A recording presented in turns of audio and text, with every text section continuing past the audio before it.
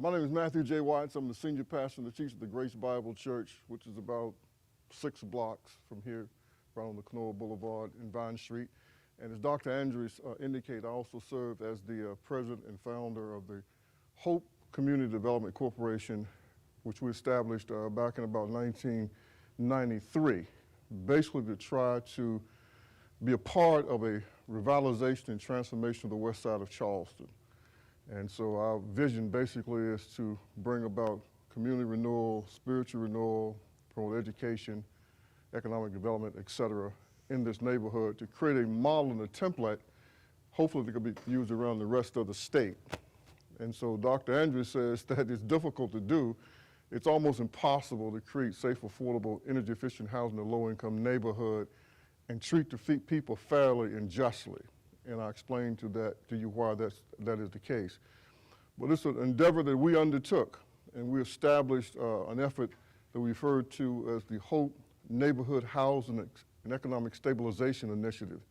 You young people may not have been paying a whole lot of attention back in 2009, 2010, that area when there was this major financial crisis, a mortgage meltdown, when the greed of the mortgage industry put all these subprime loans out to people who could not afford them, and then these loans ballooned with these astronomical payments, and tens of thousands of foreclosures happened around the country. People lost everything they had. The greatest wealth transfer in the history of the United States of America in African American communities took place when all of these homes were foreclosed on, and it created a mess all over the country, even in West Virginia. So we tried to respond to that by creating a project in our organization to try to stabilize housing on the west side of Charleston, particularly in the historically African-American neighborhood, and which we'll tour part of that a little bit later.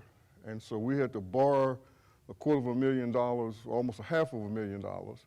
We leveraged that with some grant funding from the United States government, the Department of Housing and Urban Development.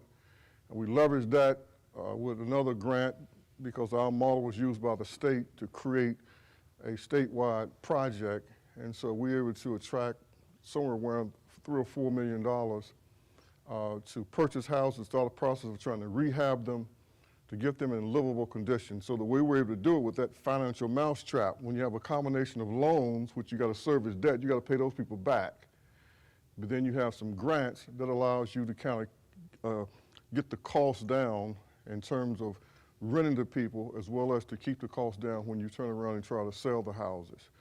So the great challenge that we've had is actually trying to sell houses in this neighborhood, because all the property values in this community are severely depressed because of the decades of neglect, the number of vacant, slum and blighted properties, difficult to sell any property at the market value. Therefore, you not create real estate comps, and that's how real estate values are determined, right? What are houses selling in South Hills?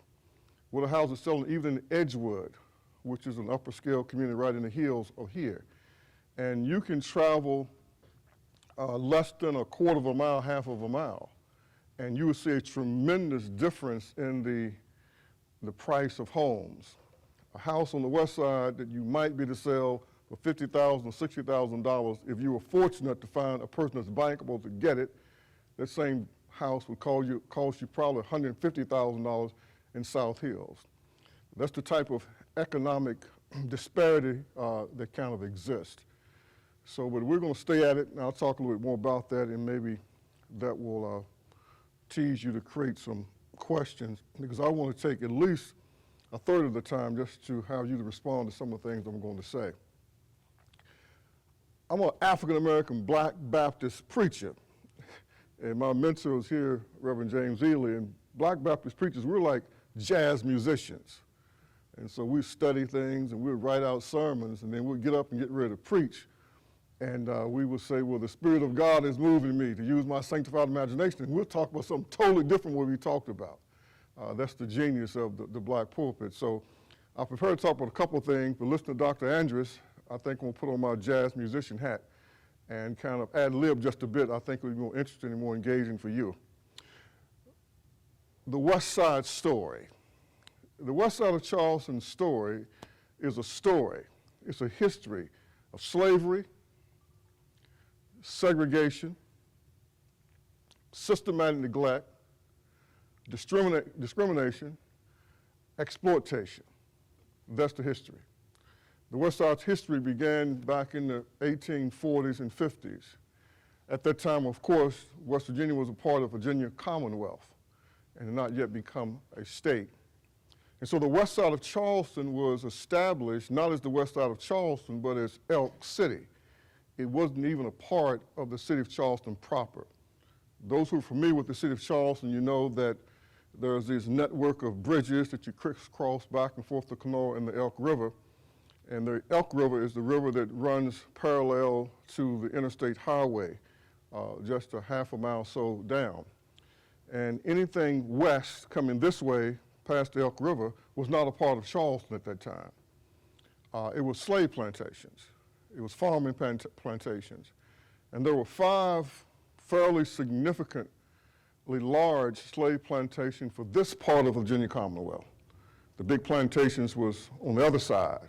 We had all the flat land, and tobacco was king in Virginia.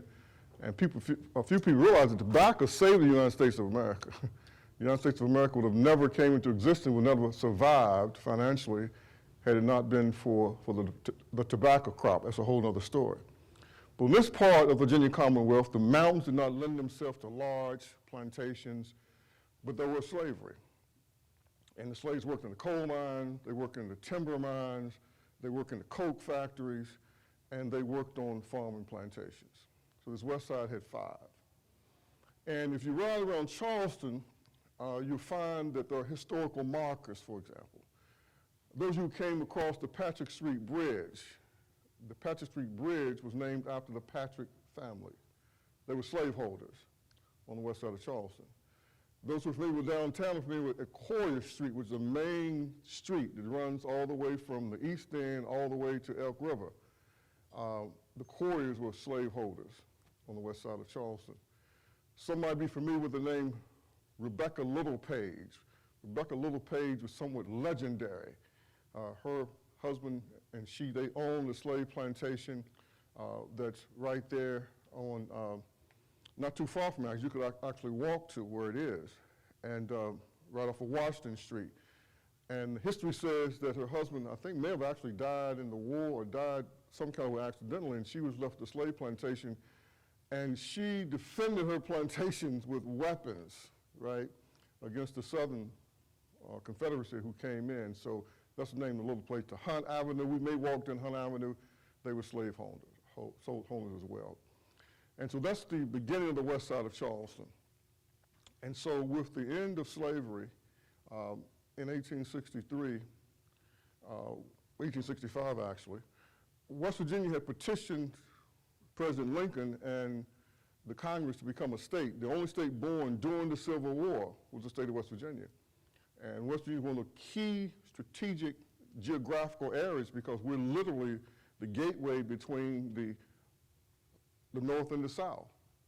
And many important battles of the Civil War were fought here in West Virginia, including one here around the Kanawha Boulevard. You walk down the Kanawha Boulevard, you can see some of the historical markers, and they talk about the battle between the Union and the Confederate soldiers to get control of Charleston so they can control the Kanawha River and the Ohio River, which goes into the Mississippi, which is a major shipping lane, and which was critical to shut off commerce between the North and the South. West Virginia was incredibly important during the Civil War, and Charleston was an important place as well. So then after slavery ended, most black people left West Virginia. This was a hard place for black people to live during slavery, and they could see absolutely no future here for them, so most of them left. As a matter of fact, the founders of this state, when they petitioned the Congress in the original draft Constitution, they recognized that slavery would eventually end. They want no black people here. As a matter of fact, the Constitution, no, we don't want any black people to be in West Virginia. Of course, Lincoln wouldn't sign that document. So they cut a deal, and the deal was that West Virginia would be to keep their slaves. West Virginia is the only state exempt from the Emancipation Proclamation signed on June 1st, 1863. We were not a state, But we were exempt from the Emancipation Proclamation. At that time, there was about 20,000 black people in the state. Close to 19 of them were slaves. And I'm amazed at the miseducation of people in West Virginia history. We talk about West Virginia succeeded from the Virginia Commonwealth over the issue of slavery. That simply is not true.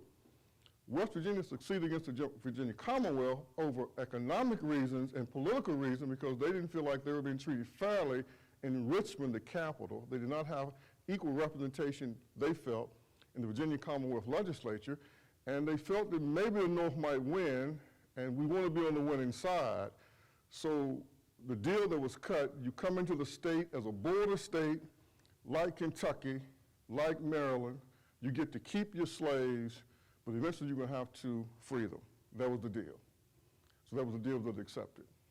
So West Virginia comes in as a slave-holding state as the other border states. So then after the Civil War ended, most blacks, like I said, they left, got up out of here.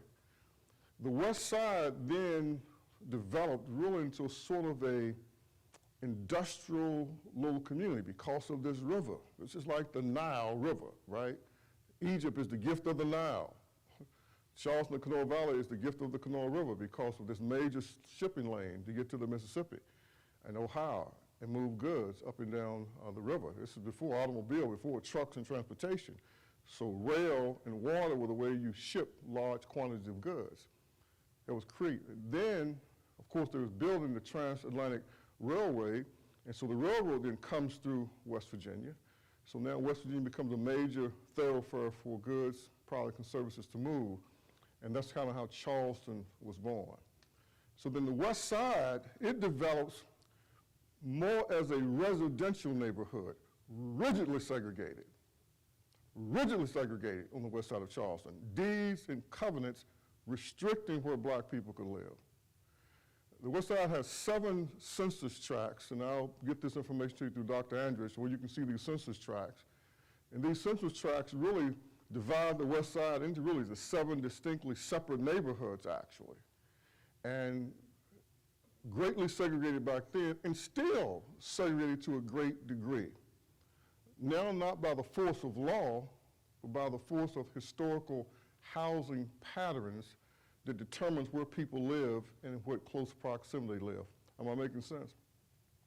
That's the case of the West Side. To show you how segregated the West Side of Charleston was, I'm not from the West Side of Charleston. I'm from a little small rural community, Mount Hope, West Virginia, between Oak Hill and Beckley, at the end of the world. Well, it's not the end, but you can see the end of the world from there. And so Charleston was a city to me. I mean, when I came here for the first time as a boy, and then when I moved here as a young man in 1978.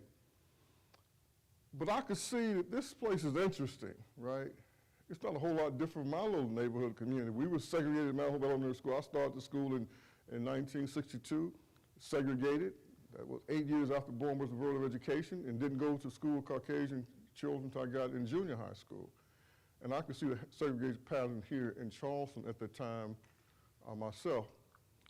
I lived here for 30 years, and I never heard anybody in Charleston talk about the West Side being established as 5 distinct slave plantations. Never heard anybody talk about it. It wasn't until a group of scholars, Dr. Eric Lassiter, I think he may have since left Marshall University. He was here for a number of years.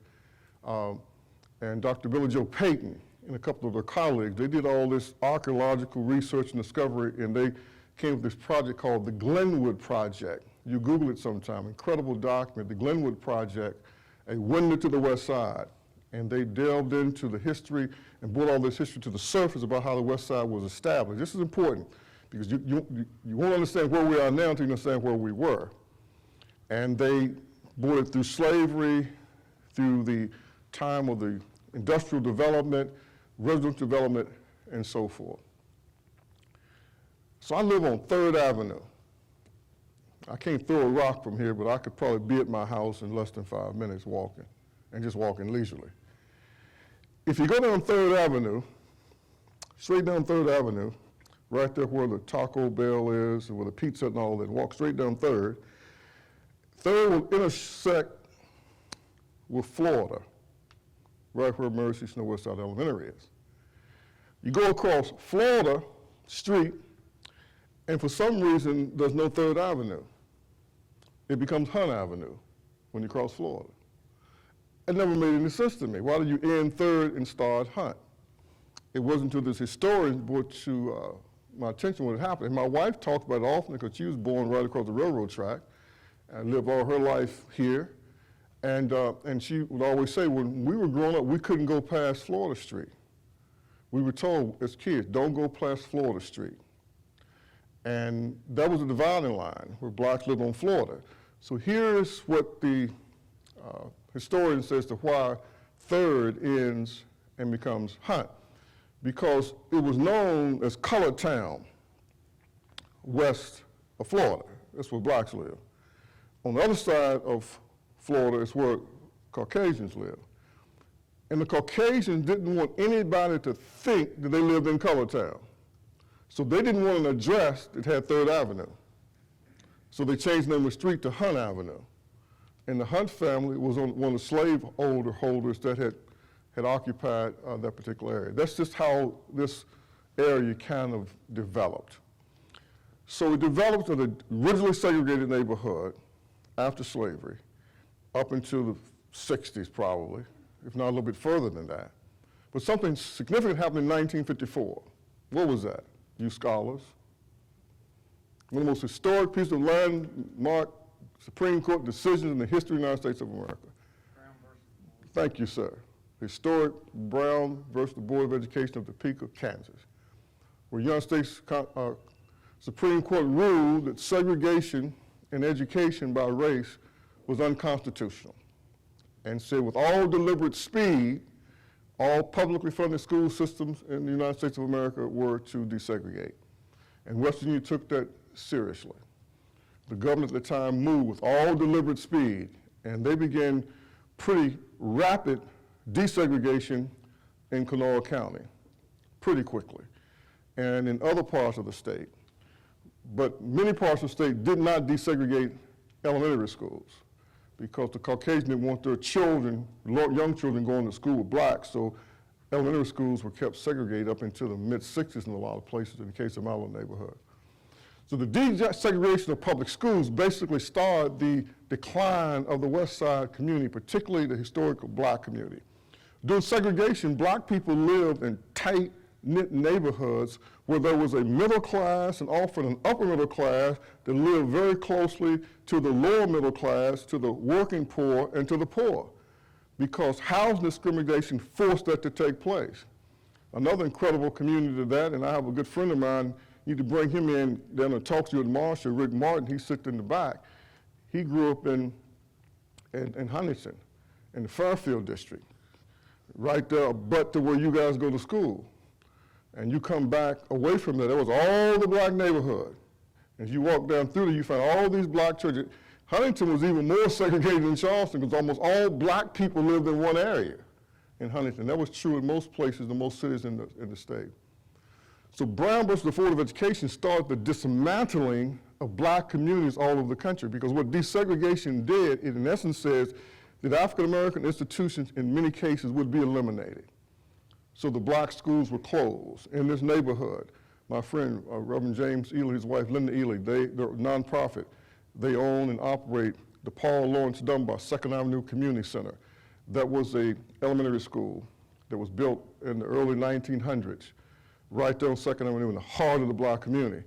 Where Mary C. Snow Westside Elementary School currently sits, there was Cabell Junior High School.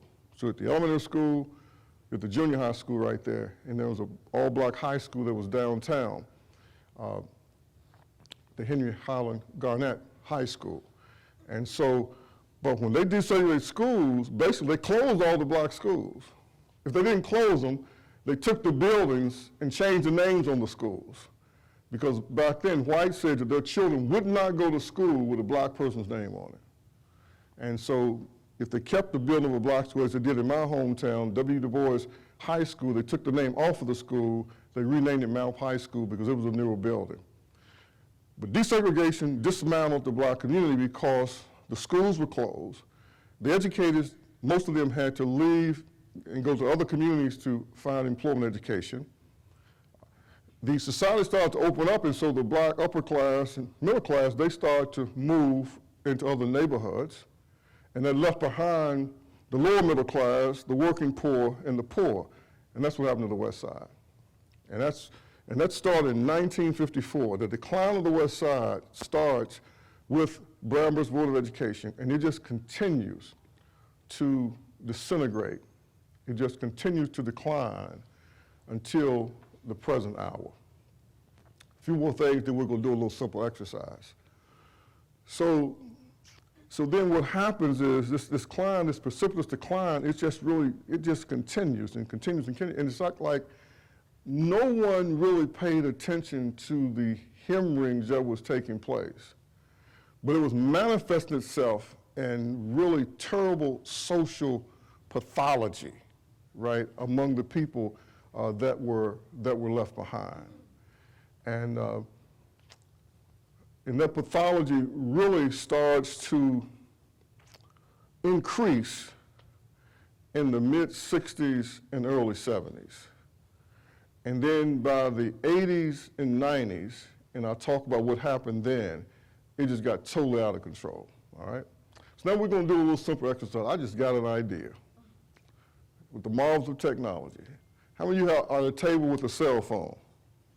Somebody at your table got a cell phone. All right, here's what I want you to do. Because they don't have the technology set up, I was gonna show it here, but they don't have the sound to make it happen. I just thought, I got an idea. Go to your phone and just Google or whatever your search engine is, and just put in the name, just put in PastorWatts.com. PastorWatts, PastorWatts.com. And it should take you, and you should see something that says PastorWatts.com, another QComma website, something crazy that my friend put out there. PastorWatts.com. You find it? So click on PastorWatts.com and see what comes up.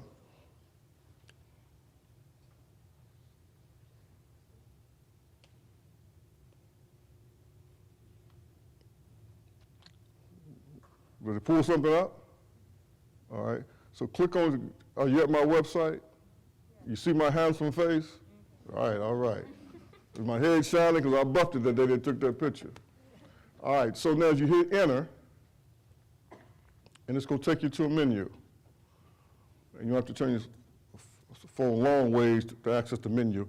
And then go under the menu heading that says Topics, T-O-P-I-C-S. Everybody see it?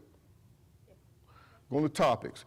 And then scroll down Topics until you get to the word T for triangle. All right, everybody see that? So when you click on triangle, it should take you to another place, and it's going to say Triangle District Archival Footage. Everybody see that? All right, so what we're going to do at the same time, we're going to click on it. And I want you to watch a little bit of this, because this is going to help nail down what happened to the west side of Charleston, what happened to black people in Charleston, because this is probably the most significant, most profound, unfair, unjust, unnecessary dismantling of the largest African-American community in the history of the state of West Virginia that took place in the late 60s and early 70s. So if everybody got it right now, just click on archival footage. It's going to take you to a piece of archival footage that a friend of mine found at the West Virginia Cultural Center. And we won't watch the whole 12 minutes. We'll watch enough of it. It's going to set the stage for me to bring us to the 21st century, all right? So if you don't have a phone, share with someone else's phone, because I just want you all to kind of watch a bit of the archival footage, and I'm going to link that to the west side.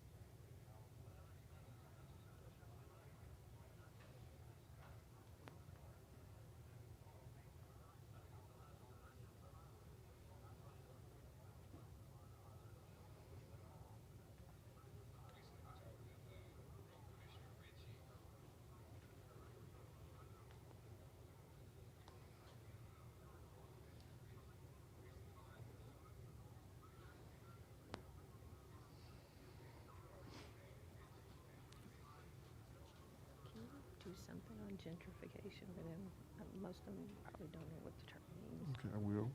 Okay. I got to 10:30, right? I think I started at 9:40, I believe. Yeah, you can go to 10:30. Okay, that's good. How many people are you going to have back there? 8 or 9, and we can add Shanique, or Yeah, so how many total people do you think you have? I think I counted one time 12. And then some of them have left, One person left and is coming back. but he got to be here. At least 10. We're gonna have 10. At least 10. Yeah, Shanique was 11. Right. Okay. And a couple people texted me, said they were coming, but you know how it goes. Yeah, that's fine. Okay, but the other person's coming back, because that's my son. Okay. I'm paying him.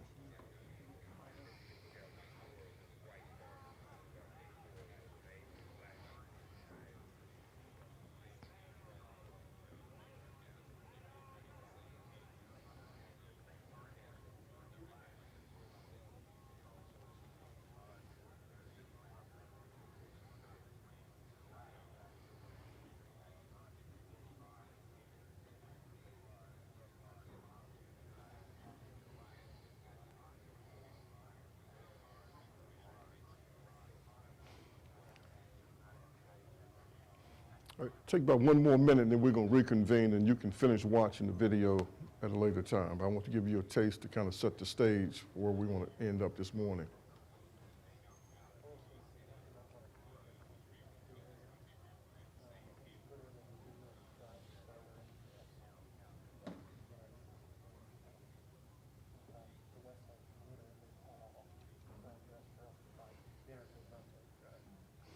Okay, let's kind of come back right now. Again, I would strongly encourage you to watch that entire video, and I'm going to send some other links to some things to Dr. Andrus, and so that she can have it passed on to you, because I think it'll really help you guys understand the west side of Charleston.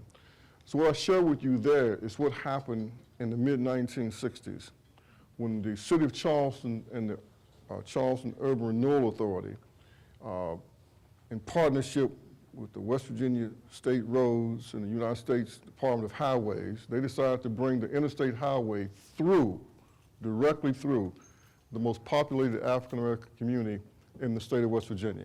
It's called the Downtown Triangle District. The reason it had the name Triangle, for those of you who are familiar with downtown, Mr. Livy will understand what I'm talking about.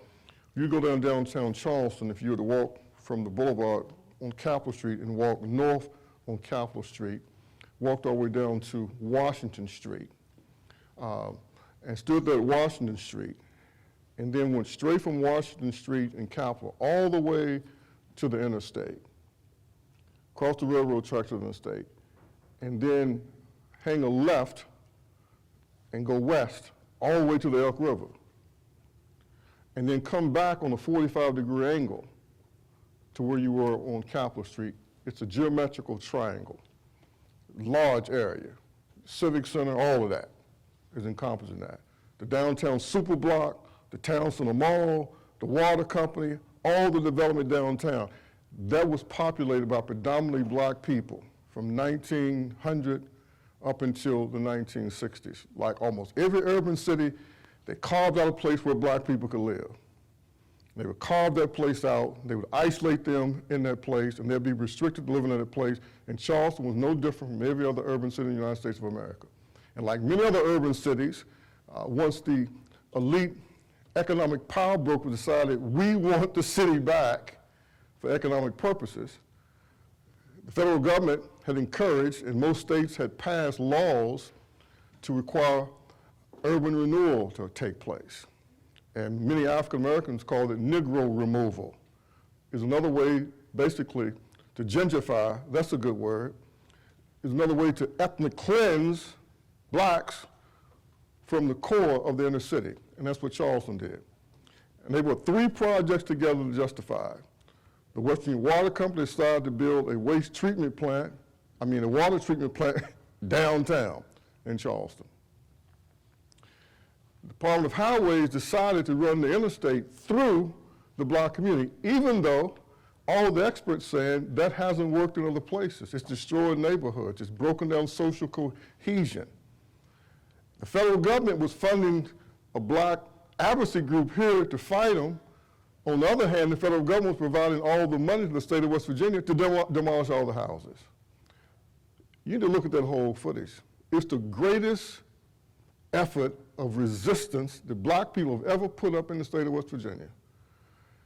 They had not only did they have sit-ins, and they created a tent city on the water company parking lot before Martin Luther King, for his colleagues, attempted to have a march on Washington with the Poor People's Campaign in '68. And they occupied the land. You see them dragging some of them off the jail. They organized into these groups of upper middle class, lower middle class, the greatest organization of black people ever came together because blacks owned the businesses in the Triangle.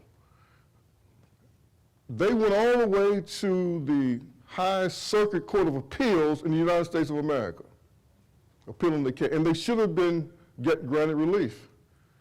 But they appealed to the United States Supreme Court, and the Supreme Court refused to hear the case.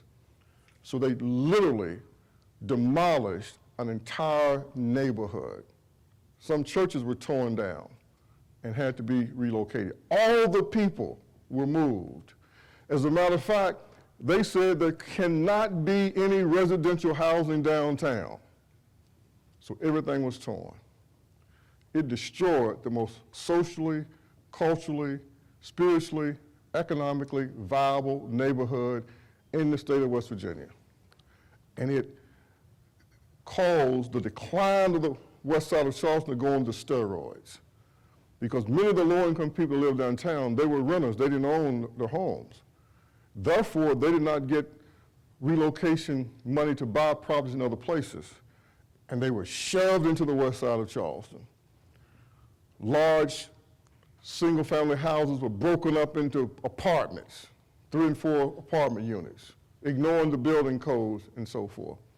Many of them were shoved into the public housing. A lot of people don't realize the public housing that was originally built wasn't built for black people. As a matter of fact, black people couldn't live in public housing initially. It was built for working whites. And as they worked their way out of public housing, then blacks were allowed to move into public housing. And so all this public housing on the west side of Charleston, the highest concentration of public housing in the state of West Virginia is here. Orchard Manor, which used to be a slave plantation, were those apple orchards. At one time, 1,500 people lived in this one little urban plantation. Little Page, not far from that. And so that started to declare, it started to concentrate poverty in one neighborhood. And many of the viable African-American businesses, they just couldn't survive desegregation. And eventually, the community just began this downward spiral, and the people with the better education and the better jobs, they said it's time for us to leave. And that began a further economic segregation. But what happened downtown, before we open up for questions? What happened out downtown was a classic case of gentrification, but this gentrification was for economic purposes, right? Very often neighborhoods would gentrify. What does that mean? You declare it slum and blighted, you justify moving all the people, the indigenous people, out, and then you bring in developers to redevelop higher income housing, and you bring in a higher income group of people, socioeconomic, which is happening all over the country. And that's why we are segregated now almost in America as we've ever been. Now it's more of a segregation along socioeconomic lines. But poor blacks are segregated almost as they've ever been because they're limited and restricted where they can live because where low-income housing is constructed and where Section 8 subsidized housing vouchers are made available. Are you following me? And that's the west side. So the triangle, it accelerated the decline of the west side. And then lastly, in the 1980s, crack cocaine distribution in the state of West Virginia, the epicenter, became the west side of Charleston. Drug dealers from Haiti, New York, Detroit, Columbus, major urban places, they came here because guns were so easily available and could be purchased because we had some of those lenient gun laws in the country, And they came here to buy weapons, to take them back to these big cities and make a large profit. And they came here because the rule of supply and demand, the law of supply and demand. There was a demand for crack cocaine, the supply wasn't here, and so they came and they took over the neighborhood. Took it over, controlled the public housing places. It was the most dangerous place in the world that you could be at that time. And since that time, we have funeralized more young black people, used to be primarily males, than we've done for funerals. Now it's began the black females getting caught up in this some kind of way. So that's kind of where the West Side is right now. And so the last thing I will say, I think I got about 10 more minutes, 7 more minutes, is that the benign neglect is what's been so frustrating. It's been so, it's beyond frustrating. It's exasperating, right?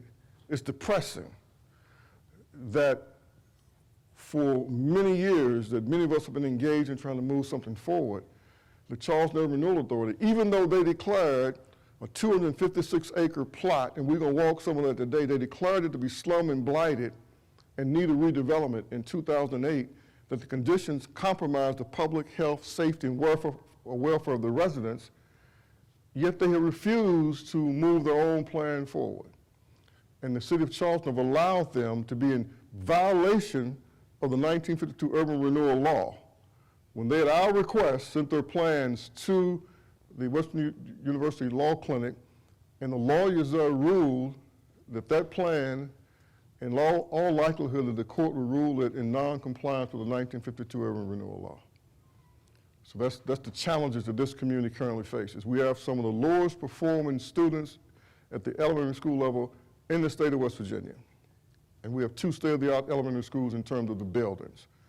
We have some of the lowest performing school kids at the middle school level. We have some of the highest rates of juvenile delinquency, a high rate of kids being expelled from school. And I could go on and on, item infinitum ad nauseum. So those are the challenges facing the West Side. And for many years, there's just been denial. People have denied that these conditions exist. They denied the impact that urban renewal in the 60s and 70s had on this community and other heavily populated black communities. So lastly, to what you guys are doing, part of this West Side has the 27th lowest life expectancy in the United States of America, according to the Center for Disease Control and those who collect their data. One of the highest infant mortality rate deaths. That's what we're dealing with right here, and we're within less than 7-minute drive from the state capitol. And we live in the shadow of the economic epicenter of the state of West Virginia. And if we were to be emancipated from the city of Charleston, we'd be the 10th largest city in the state of West Virginia with 17,000 residents. About the size, population rise to that of Fairmont and Beckley. I got about 10 more minutes. I'm open the floor for any questions you might have, something we can elucidate on, or something you could teach me. Anybody?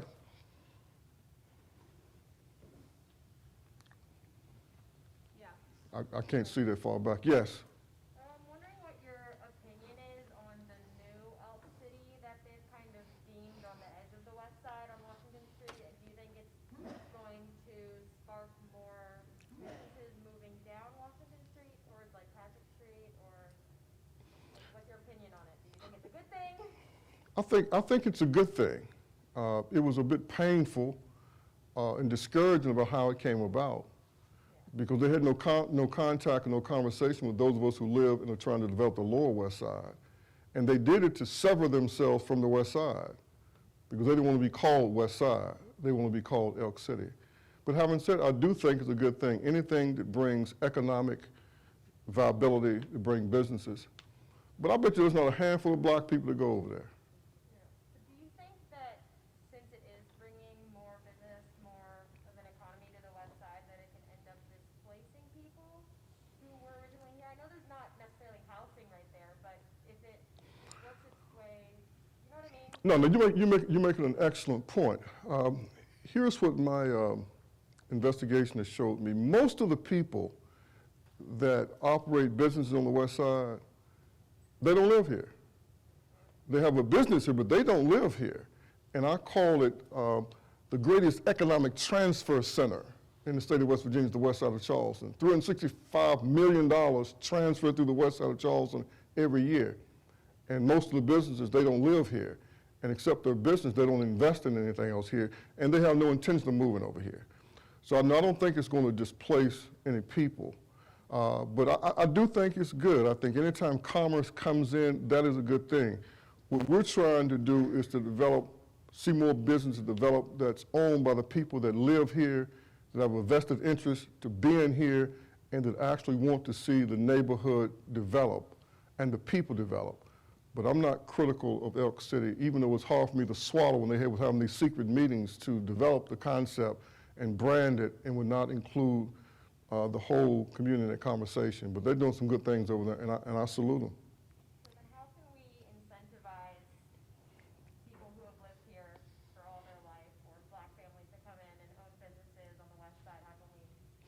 I think right now, you from the west side, Yeah. you Olivia, right now, I'm gonna send you some things. Pay attention, encourage your parents to take. Right now, one time in history, an opportunity to do something. The city of Charleston got $36 to $38 million through the Federal Recovery Act, American Recovery Act. Mayor Amy Schuler Goodwin has allocated $8 million of that is going to go toward supporting small businesses and trying to get some businesses to get established. And we just need advocates and people who are concerned to advocate to say we need to make sure that smaller businesses, African American women-owned businesses are fairly treated in the distribution of these funds. The Kanawha County Commission, they got another $36 million. And I tell the commissioners often, the west side of Charleston, we're not in eastern Kentucky, right? We are in Kanawha County, even though they say since y'all in the city of Charleston, then Charleston should take care of you. But we believe that some of the money from the Kanawha County Commission should also be allocated to the west side because it's a stressed area. That's what could happen, and that's going to happen over the next couple of months. Commitments going to be made about that money. The few things I'd like for you to be aware of, some major initiatives that's taking place with the Wild, Wonderful, Healthy Charleston West Side Project, the McGee Foundation, another foundation that's targeting the west side. There's a meeting this evening at 4 o'clock where they're going to be discussing that. So all eyes, a lot of eyes on the west side right now. The question will be whether the African-American nonprofits, African-American businesses, will they be treated fairly? And will they have equitable opportunity in some of these resources? I got 5 more minutes. Anybody else? Yes, ma'am, and then you, ma'am. Are there any, like, do you know of, like, any grants or, regarding the housing and the small businesses that have been mediated through, like, the National Register of Historic Places, that are important? Because I think that could, I guess, give rise to, like, tourism and perhaps, just like Olivia was saying, just maybe just stimulate people to stay there and just kind of beautify the area. Excellent point. Some of us have looked into that, that's a heavy lift, but you got to try to do some heavy lifting things to do that. Right now, before you can do anything to a building in Charleston, you got to go to the Historical Preservation Society, and they got to make sure it's not a historical project and those type of things. Yes, the main thing that has to happen on the west side is that there has to be the creation of more single-family, safe, affordable, energy-efficient residential housing. Charleston has neglected creating single-family residential housing. It's put all of its money in recent years into rebuilding the public housing stock.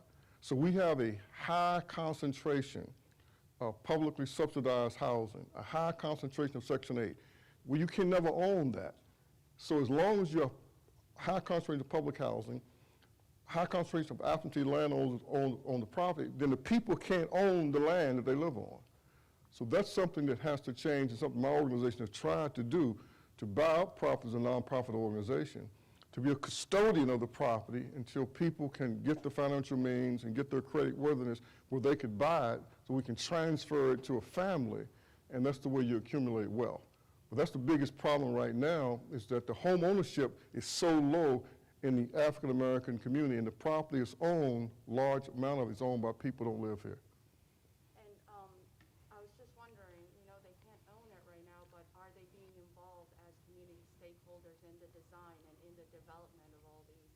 you know, because ultimately, they're the ones that are gonna be living there, they're the ones that are gonna be working there. So are they being involved in a manner that they can have a say, even though they can't own it, you know, just, yeah. Excellent point, and I'll try to answer succinctly, and I'll talk to you in detail offline. That's one of the things that Mr. Rick Martin, Reverend James Ely, and Linda Ely, and those of us who are advocates of the community, Dr. Smith, are trying to do. What's happening is once people lose confidence in the government at every level, federal, state, county, local, once they've been lied to, once they've basically been ignored, and when they marginalize the leaders, like Reverend Ely, like Rick Martin, like Shaniqua, like myself, which they do, they marginalize us, and it makes us look incompetent and inept when we can't get nothing done, then the people's spirit become crushed, and they say, why in the hell would I want to go to those meetings, right? We've been doing this for years, right? And they just get to the point where they get so angry and frustrated it's a waste of time. But what we're trying to say to them now, as hard as it is to make, this time it could be different. It could be different because there is enough money that some could be invested in our community, and they're not taken from other communities. This community has not been there in the past. So that's what we're trying to get people to do. This wild, wonderful, healthy Charleston West Side, engage in this process. The McGee Foundation will be kicking off their initiative tonight at 4 o'clock over at the St. Anthony's Church. Engage in that process. There's going to be a series of community meetings. Engage in the process. Let your voice be heard. And we think that this time is going to be different. We really do. Excellent question. One more question from this young lady right here. So you had said that the water towers and the interstate going through the community dismantled, you know, a lot of the structures there, but you said it was gentrification driven by economic. That's correct. So in contrast to gentrification, maybe now that's not necessarily driven by economic reasons? Yeah. Excellent point. Very insightful. All gentrification is economics. It's all economics. But the gentrification downtown was not gentrification to repopulate the land. It was gentrification to ethnic cleanse the land and capture the land for commercial redevelopment. So all of that downtown, right, the Town Center Mall, the movie theater, the water company, the parking garages, nobody lives downtown Charleston because they made sure they got rid of all the black people. Now, what are they trying to do now? Now they're trying to finance upscale apartments over the top of some of the vacant office building downtown. Now you're getting gentrification for economic reasons to bring in these young professionals. I heard the mayor on the radio yesterday talking about it. So yeah, they're trying to repopulate the downtown now because they spent all that money to build a baseball field downtown, which is beautiful, by the way. You got all those restaurants there on down. So now they want people downtown so people can walk and go to the club and get drunk and walk home and not have to get in the car, which is not a bad idea. But we're saying, don't forget us, because we still live in a neighborhood in a community that's not downtown. But that's an excellent question. Excellent. I appreciate you guys' attentiveness. Nobody went to sleep. That's the way a preacher always monitor his success. Did everybody stay awake? Nobody's head hit the table. Thank you.